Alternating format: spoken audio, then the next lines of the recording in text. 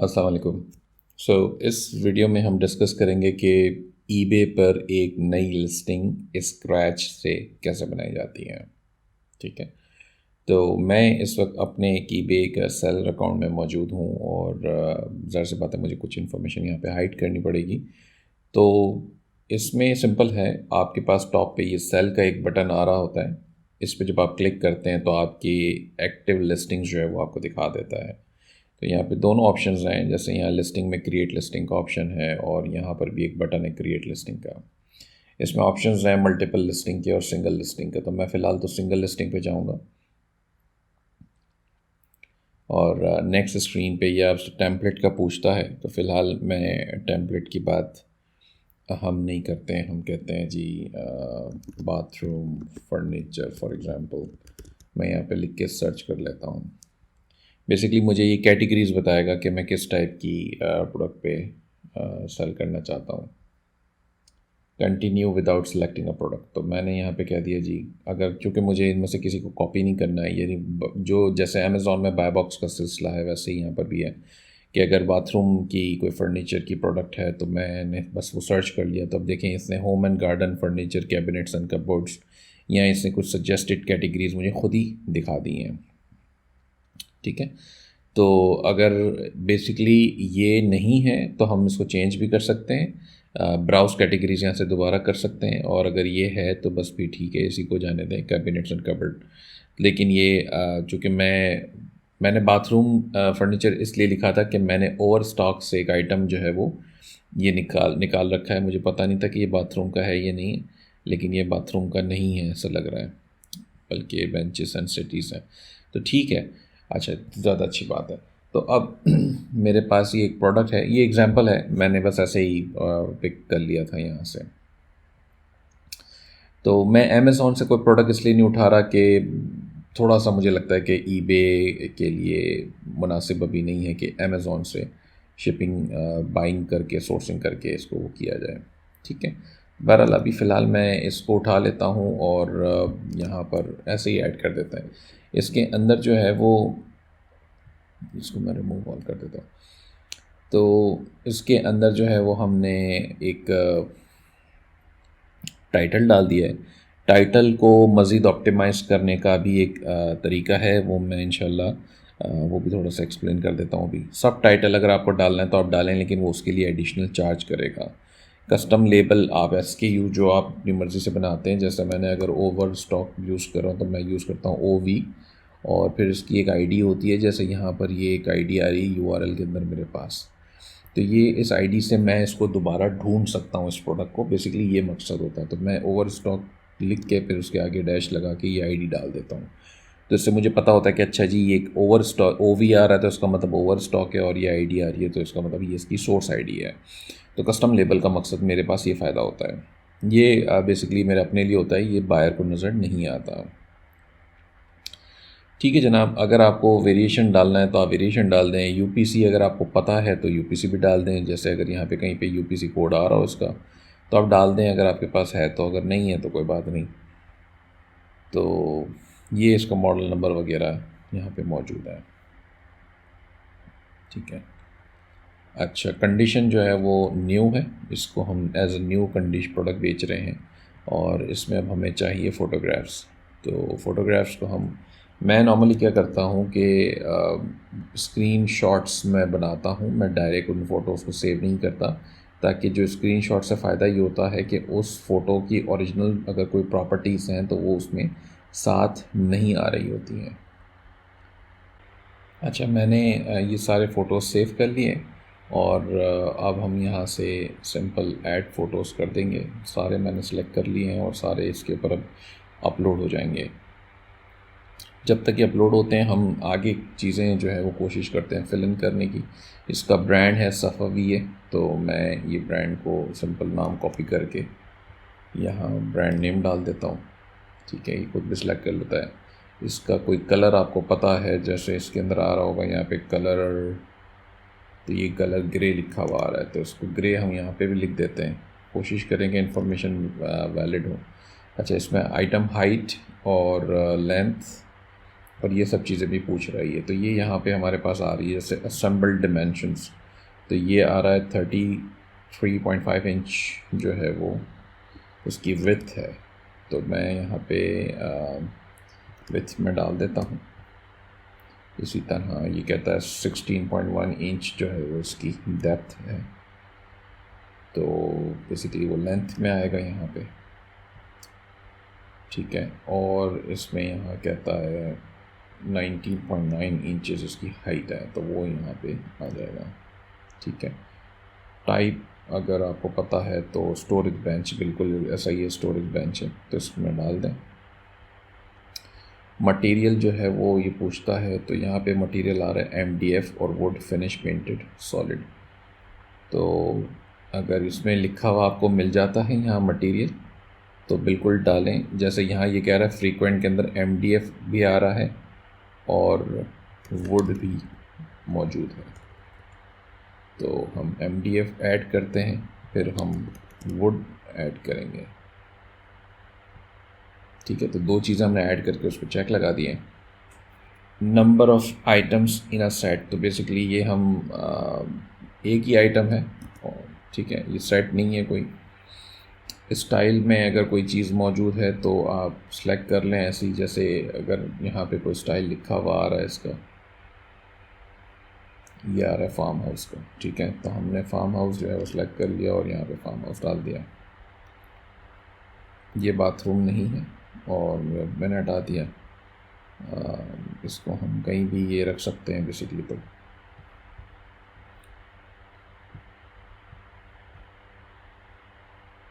Entry वे storage benches frame material,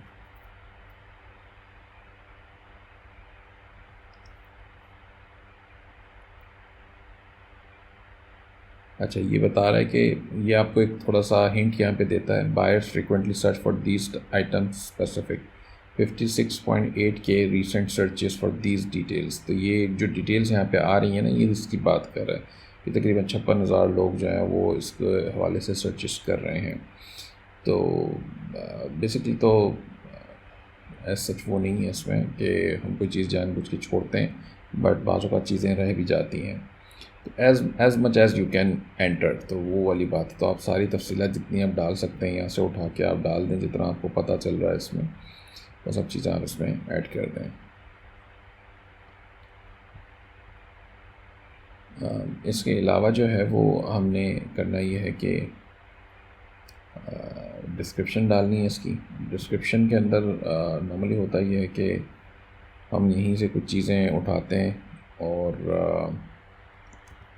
copy करके डाल देते हैं, लेकिन अगर आप इसको थोड़ा सा कस्टमाइज़ कर सकें तो बहुत ही ज़्यादा अच्छी बात है। अगर आप एग्जैक्ट कॉपी ना करें, मैं रेकमेंड करता हूँ कि आप इसको थोड़ा सा ख़ुद से लिख लें अगर आपके पास ऑप्शंस हैं, तो बजाय कि आप इसको exactly as it is copy paste कर लें, क्योंकि ये बिल्कुल ही एक तो कम है और ऊपर से जो है वो कुछ ज़्यादा इन्फॉर्मेशन इसमें है नहीं। तो मैं क्या करूँगा कि ये जो टाइटल है इसका, वो भी मैं यहाँ पे थोड़ा सा ऊपर उसके कॉपी कर दूँगा ताकि इन्फॉर्मेशन थोड़ी सी बढ़ जाए इसमें, ठीक है। अच्छा, फिक्स प्राइस लिस्टिंग हमने सेलेक्ट करना है, हमें ऑक्शन स्टाइल नहीं करना है, क्योंकि ऑक्शन में फिर बिडिंग प्रोसेस होता है, इसमें हमें बिडिंग नहीं चाहिए। गुड टिल कैंसिल का मतलब ये होता है कि जब तक मैं इसे पर्सनली कैंसिल ना करूं तब तक ये चलती रहे, लिस्टिंग लाइव रहे। बाय इट नाउ की जो प्राइस ये पूछ रहा है, जैसे मेरी प्राइस इस वक्त है $176 और ये कहता है फ्री शिपिंग है। तो मेरे पास इसका क्लब ओ, जो ये ट्राई क्लब ओ वाला जो अकाउंट है, मेरे पास एक अकाउंट होता है, ये अक्सर और बेशतर इसमें शिपिंग मुझे फ्री मिल जाती है, तो मैं रेकमेंड करूँगा आप भी ले लें। वो $20 का मेरे ख्याल से कुछ होता है सालाना। तो अब हमने यहाँ पे सेलेक्ट कर लिया कि जी मेरे पास ये 2 यूनिट्स ही हैं, ज़्यादा भी रख सकते हैं, आपकी मर्ज़ी है। बाय इट नाउ के अंदर मैंने इसकी प्राइस रख दी है तकरीबन $275। ये मैं इस वक्त अभी ऐसे ही रैंडम डाल रहा हूँ, बस आपको बताने के लिए, समझाने के लिए, बाकी इसके अंदर मैंने कोई प्रॉपर कैलकुलेशंस नहीं की हैं अभी। आप चाहें तो बायर को अलाउ कर सकते हैं कि वो ऑफ़र दे दे आपको कोई, लेकिन मैं नॉर्मली चूँकि वो प्रोडक्ट की ऐसी सिचुएशन होती है तो मैं अलाउ नहीं करता कि बायर मुझे कोई ऑफ़र भेजे। मैं कहता हूँ बस सिंपल भाईजान ये है, $2,275 का बाय करना तो कर लेना, करना तो ना करे, सिंपल। तो private listing allow buyers to remain anonymous to other eBay users. अगर ये आप इससे करना अच्छी बात है। कुछ बायर्स को पसंद नहीं कि उनका नाम जो है वो विजिबल रहे, यानी कि वो यूज़र आईडी दिखा दिया करता है ईबे। तो अगर आप ये चेक लगा देते हैं तो वो बायर प्राइवेट रहते हैं, फिर उन्हें उनका नाम या यूज़र नेम नज़र नहीं आता किसी और यूज़र को। तो मर्ज़ी है लोगों की, वो तो ये हम अलाउ कर देते कि जी ठीक है कोई नहीं। सेल्स टैक्स जो है वो अकॉर्डिंग टू सेल्स टैक्स का टेबल यहाँ पे लगा हुआ है। ये सेल्स टैक्स की इन्फॉर्मेशन हमारी डली हुई है इसके अंदर, चूँकि हमारी कंपनी की, तो इसलिए यहाँ पे ये आ रही है।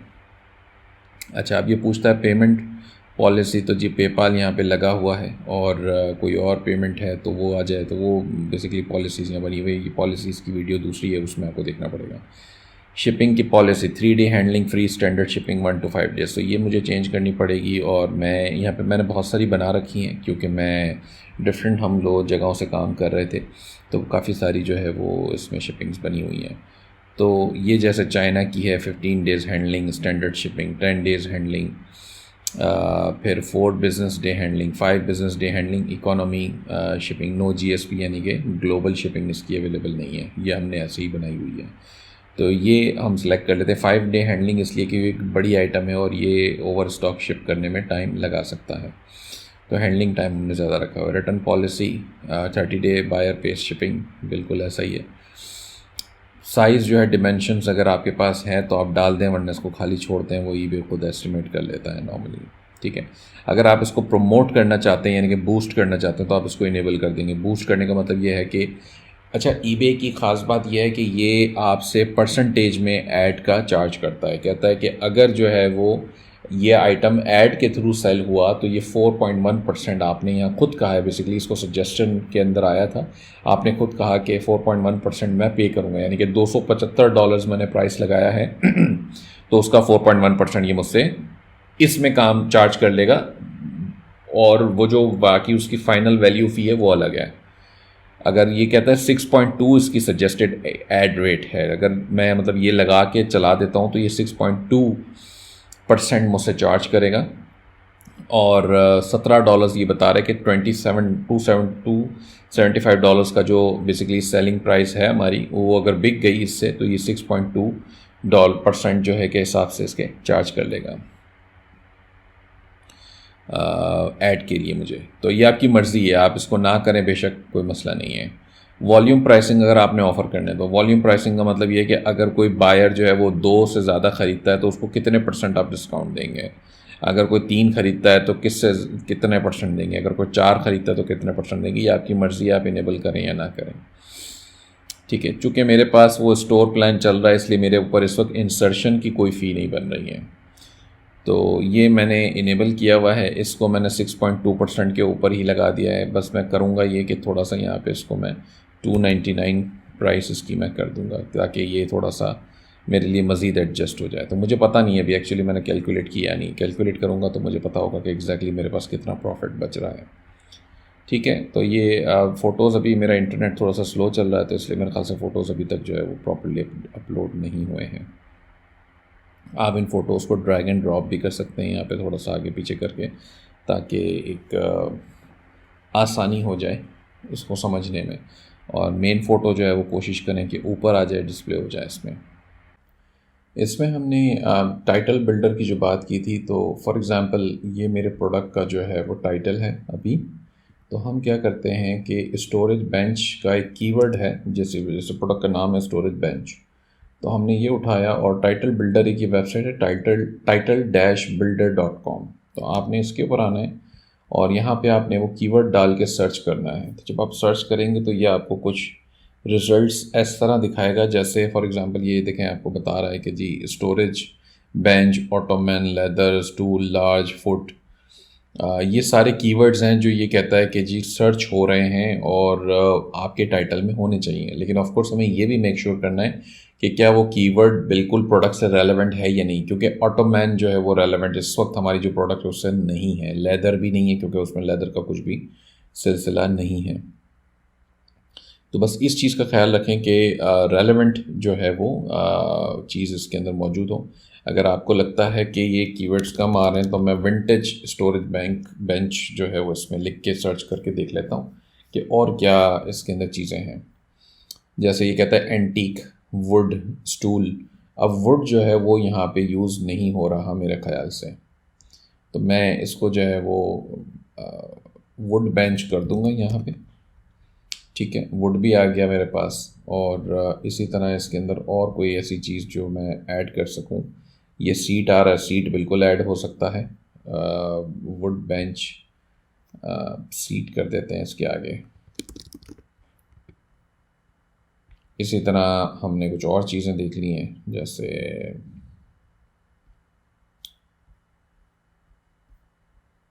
एंटीक है, स्टूल है, वुडन है, वुडन भी ऐड कर सकते हैं आप कहीं आगे पीछे डाल के इसको। ओल्ड स्टोन वुडन, बेसिकली तो टाइटल की लिमिट ही ख़त्म हो गई है, तो बस ठीक है, टाइटल की लिमिट ख़त्म हो गई है तो हम इसी को यूज़ करेंगे।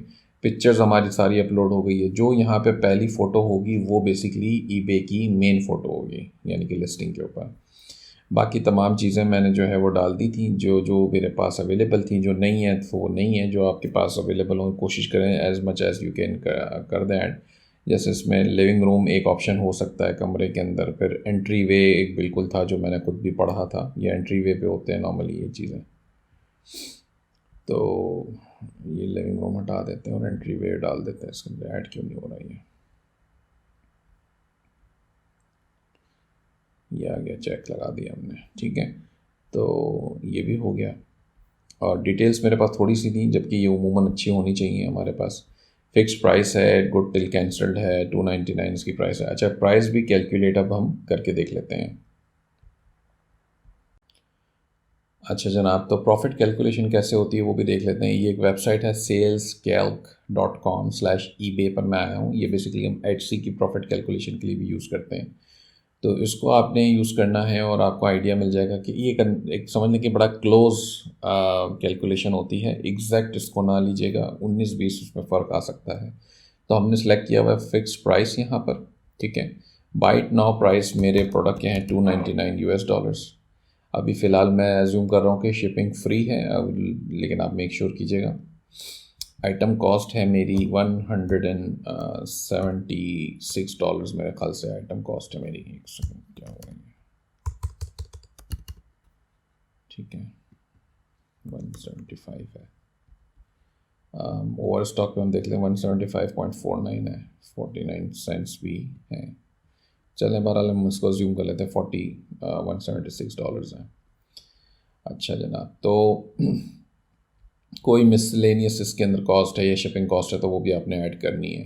अब आपको चाहिए नेट प्रॉफिट, तो मैंने जो है वो गोल यहाँ से हटा दिया है क्योंकि मुझे गोल की ज़रूरत नहीं है। मैं चाहता हूँ कि आप मुझे बस ये बता दो कि मेरे प्राइसिंग के ऊपर कितने प्रॉफिट मुझे बच रहा है। तो ये मुझे कहता है कि जी आपका जो नेट प्रोसीड्स है उसके बाद कॉस्ट है $215 की, जिसके अंदर 176 आपकी परचेज़ है, ईबे की फ़ी ये बनेगी, पेमेंट प्रोसेसिंग ये बनेगी, रिटर्न ये है और मार्जिन ये है।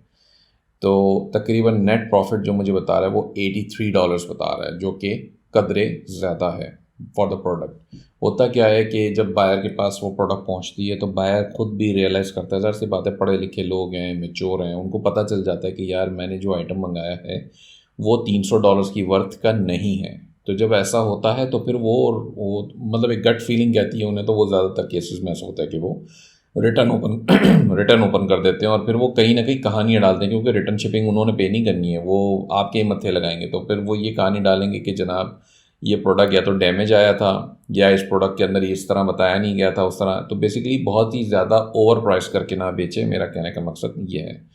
तो अगर हम इसको फॉर एग्जांपल ये कहता है कि जी आपको ब्रेक इवन होने के लिए $202 की ये प्रोडक्ट बेचनी चाहिए, तो अगर ये तो आप ब्रेक इवन हो जाएंगे। तो $202 मैं ब्रेक इवन तो नहीं करता, मैं $249 अपनी प्राइस रख लेता हूँ। तो अब मुझे अंदाज़ा हो गया कि जनाब ये सेल्स जो है वो इतनी करने पे मुझे प्रॉफिट $40 पे भी मिल जाएगा, जो कि मुनासिब है, ठीक है। अब लिस्टिंग के अंदर जो है वो कैटेगरी इन प्रोमोटेड लिस्टिंग, तो प्रोमोटेड लिस्टिंग के अंदर मैंने कह दिया जी 6.2% में प्रोमोशन के पैसे भी दे रहा हूँ, जो मैंने आपको यहाँ पे समझाया भी था ऐड लगाने के लिए। इसके अंदर कहाँ गया वो ऑप्शन, ये रहा, 6.2% हमने लगाया था कि जो कि $18.54 बन रहा था। तो वो यहाँ पे हमने ऐड करवा दिया ताकि ये इसको भी कैलकुलेट कर ली। ये स्टार्टर का स्टोर है, मैंने ये भी सिलेक्ट करवा दिया ताकि एक प्रॉपर इन्फॉर्मेशन हमारे पास आ जाए। सेल्स टैक्स को भी मैं समझा देता हूँ भी। तो 6.2% मैंने प्रोमोटेड लिस्टिंग का लगाया कि तो अगर वो भी चार्ज होगा तो फिर मेरे पास फाइनल प्रॉफिट जो है वो तकरीबन $25 के करीब आएगा, जो कि बहुत ही मुनासिब है मेरे लिए फ़िलहाल इस सिचुएशन के लिए। तो मैं ये जाने दूंगा, बूस्ट कर दूंगा इसको, और मैं इस आइटम को लिस्ट कर दूंगा। ठीक है जनाब, तो ये तमाम चीज़ें मेरी तरफ से इंफॉर्मेशन पुट इन हो गई हैं और हम इसको प्रीव्यू भी कर सकते हैं आप चाहें तो, वरना मैं सिंपल जाके इसे लिस्ट कर दूंगा। अच्छा, सेल्स टैक्स का मैंने बताना था। सेल्स टैक्स जो है वो मेरे अकाउंट पे, चूँकि मेरे पास ये ओवर स्टॉक चल रहा है, इसमें भी मैं सेल्स टैक्स एग्जैम्प्ट हूँ, तो मुझे सेल्स टैक्स पे नहीं करना पड़ता। लेकिन अगर आप सेल्स टैक्स एग्जैम्प्ट नहीं हैं तो आप तकरीबन 10% जो है वो सेल्स टैक्स का भी लगाएंगे। तो फिर आपका जो वो होगा, परचेज़ होगा बेसिकली, सॉरी यहाँ पे नहीं लगेगा, यहाँ परचेज़ में आप इसके बाइंग कॉस्ट के ऊपर आप लगाएंगे। यानी कि ये जो बाइंग कॉस्ट है इसके ऊपर 10% जो है वो आप ऐड कर दें एडिशनल, जो कि तकरीबन आपको सेल्स टैक्स की मद में पे करना पड़ेगा। ठीक है, तो बस ये चीज़ है। और ये लिस्टिंग हमारी पोस्ट हो गई है और ये मुझे बता रहा है कि जनाब ये लिस्टिंग हो गई है और इसने कॉन्ग्रेचुलेशंस भी कर दिया है।